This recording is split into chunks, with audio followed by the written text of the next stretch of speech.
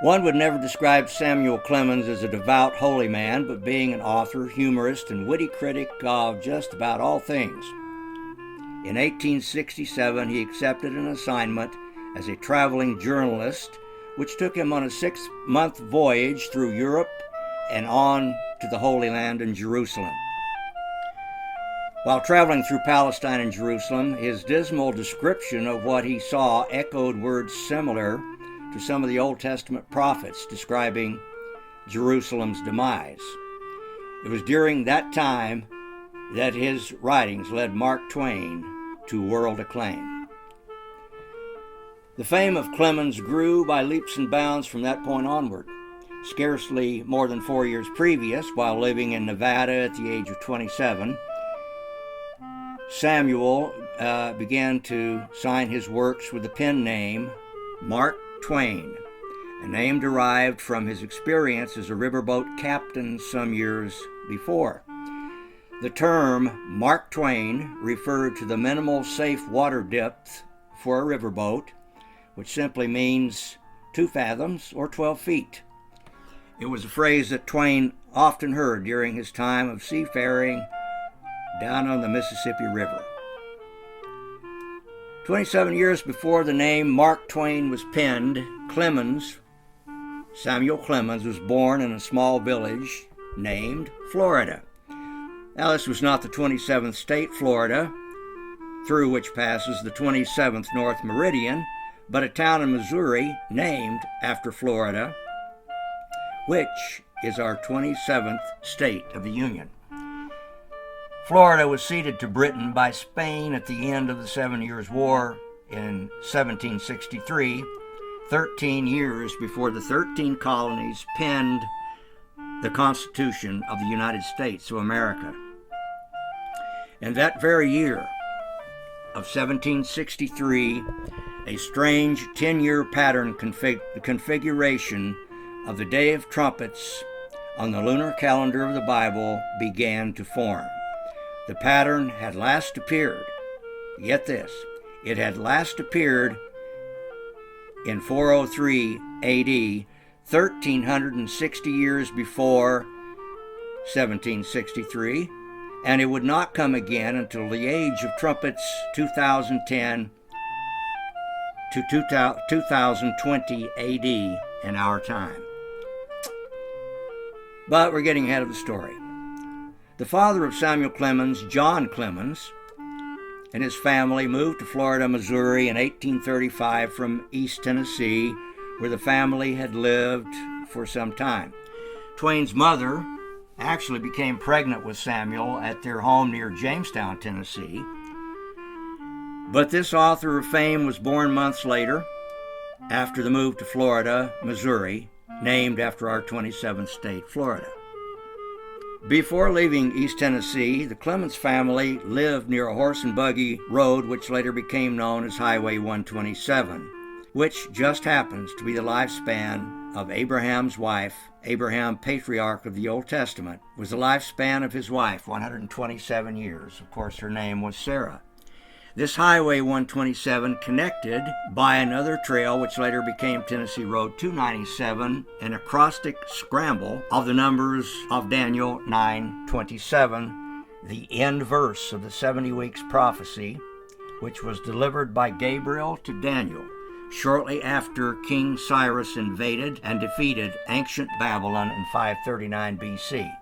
This taking place 46 years after the destruction of Jerusalem and the first temple. Now, 297 hertz in the middle C, or fourth octave, is the modern-day equivalent of the middle of the weak note of music, Wednesday, or D, which in symbolic type is the midweek reference found in Daniel chapter 9:27, a chapter and verse which describes an event that is yet to take place in the middle of a week of years at the end of the age. Now, this ancient King Cyrus, many of us today believe was a foretype of the modern-day Cyrus, Donald J. Trump. The name Cyrus describes a hot, burning flame. That's the definition in the Bible. We find King Cyrus in Isaiah 45, the number of Donald John Trump, our 45th president. But, again, we digress. 27 years after his birth in the village of Florida, Missouri, the man born Samuel Clemens came to his rebirth and life's calling, known thereafter as Mark Twain, a name derived from sounding the depth of water fathoms. Twain, who sent his mother a Bible from Jerusalem during his journey on September 24th, 1867. Of course, he did not invent the term fathom, a word which is found in the Holy Bible in one place only. That one scripture we find in the 27th book of the Holy Bible's 49 books, and in that one book in which the word fathom is found, of course, is the book of Acts. And this one place where we find the word fathoms occurs in an account beginning at the 27th chapter and the 27th verse of the book of Acts, the 27th book of the Bible in its original order. Acts is also the 5th book of the New Testament, which has 27 books. Of course, the Old Testament, in its original order, had 22 books, for a total, then, of the entire Bible of 49 books. But look closely at these numbers, 27 and 5, in reference to the 5th book of the New Testament, Acts. Here, you will find the acrostic scramble of an address at 725 Fifth Avenue, Trump Tower, Manhattan, New York. Luke's words in the book of Acts, beginning with verse 27 of this 27th book of the Bible, describe an ocean voyage with the Apostle Paul. The time was centered on the occasion of the 14th night of Paul's voyage, a number which is the double of 7, or 2 sevens. Some 1,800 years after the events of Acts chapter 27, Mark Twain, who first became known for the travel books that he penned after an ocean voyage, wrote and published his first book based upon his experiences on the voyage. Twain's book was titled The Innocents Abroad. It tells the story of his journey to Europe and the Holy Land abroad on the steamship Quaker City. In the years that followed, The Innocents Abroad became the best-selling American book since Uncle Tom's Cabin, and Twain became a worldwide celebrity because of his lecture tours in which he described his travels as an innocent abroad. But 50 years after that date of Twain's post from Jerusalem, September 1867, the British liberated the Holy City from the Turks in 1917. Then, 100 years later, Donald J. Trump in 2017 recognized Jerusalem as Israel's capital, something that had not existed since the fall of Jerusalem under the armies of Titus Vespasian in the year 70 A.D. About 16 years previous to 2017, in the very same week of September, and within 24 hours of the same date on the lunar calendar as Mark Twain's post from Jerusalem on Elul 24th, 1867, America experienced a very dark day of tragedy. That, of course, was the event of 9/11 in September, Elul 24th, Jerusalem time on the lunar date calendar, in the year 2001, which was here in the U.S., Elul the 23rd in Manhattan, New York.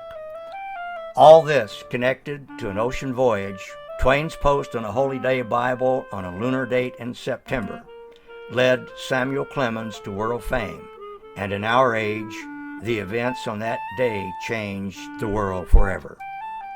But in later life, while living in New York, Twain became good friends with a renowned man of mystery, who in the 1890s transmitted radio waves from his laboratory on Fifth Avenue in Manhattan to his hotel on the 27th Street West.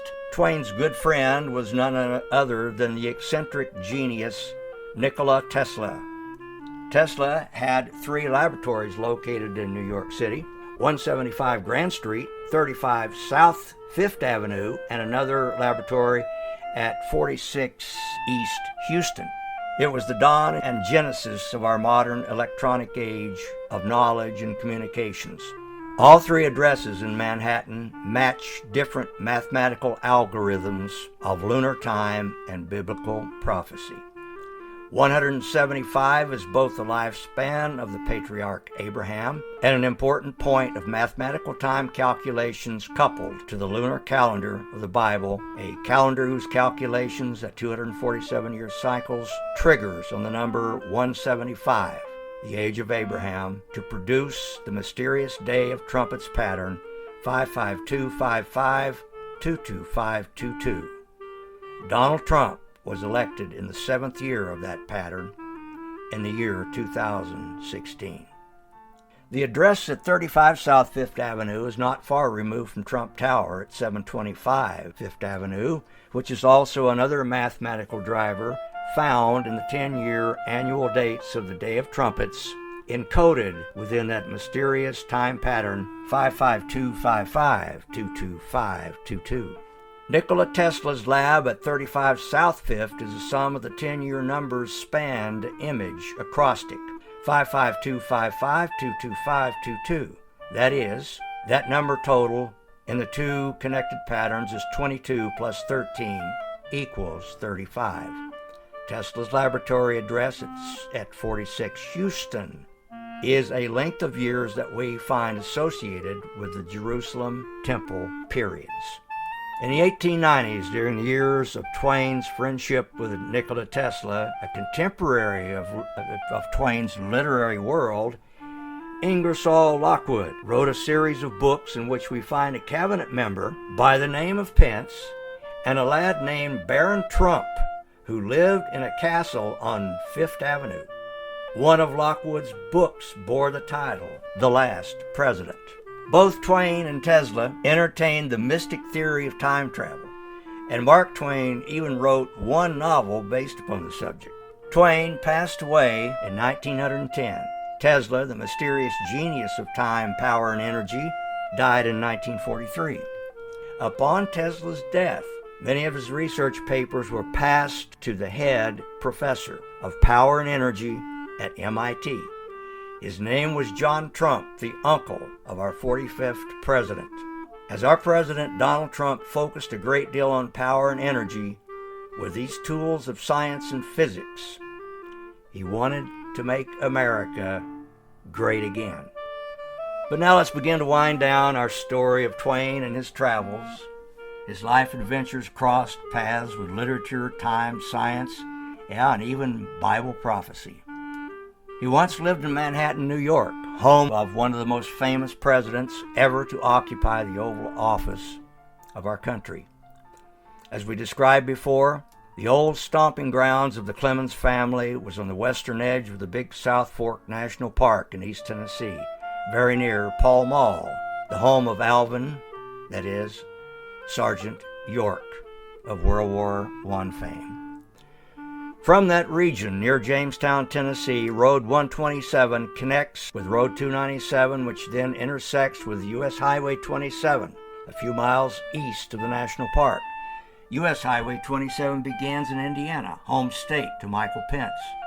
It goes southward through Kentucky, then passes east of the Clemens family region of their old home territory, continuing through Tennessee and Georgia, finally coming to an end near the southern tip of the 27th state of the United States, Florida. US 27 intersects and crosses the 27th North Meridian west of Mar-a-Lago and the Vero West Palm Beach areas. Lake Mary, or Mar-a-Lago, lies within the path of the 27th North Parallel in the 27th state, Florida. But there, near the 27th North Meridian in Florida, we find the beach called Vero. Vero, Vero, or verily, verily, as in the old King James English, simply means faith and truth. Truly, truly, vero, vero, I say unto you, are some familiar words of Jesus in the New Testament. So we followed the path of providence from the hills of East Tennessee on to Florida, Missouri, Manhattan, New York, down to Washington, D.C., and southward by Route 27 to the beaches along the 27th parallel north, passing near to Lake Mary, Mar-a-Lago. 3,000 years ago in the Old Testament age, while the deposed impostor King Saul ruled from Gibeon, a place like Washington, D.C., which means up on the hill. Then the legitimate and exiled King David began to gain strength ruling in the south at a place called Hebron. It was there, close to 1,000 years before, that Abraham buried his wife, the mother of the faithful Sarah. She died there at Hebron, being 127 years of age. But the outcast, the deplorables, came to David at Hebron, a name which simply means a place of fellowship, a gathering or association. And wherever the body is, there shall the eagles be gathered together. Fix your eyes upon Mar-a-Lago, Vero, and West Palm Beach in the 27th state, Florida, there in the 27th North Meridian, because in the weeks and the months and the years of our future, a spirit wind of influence will begin to blow from that point on the map in the United States of America. And the events from there will be a story to tell your children and grandchildren. And when they hear it, their ears will tingle. To request your free download ebook copy of Donald John Trump and the Weeks of the Temple, simply send an email to appointed-times27@aol.com. Nothing to buy, nothing to sell. Your information will be kept private and secure.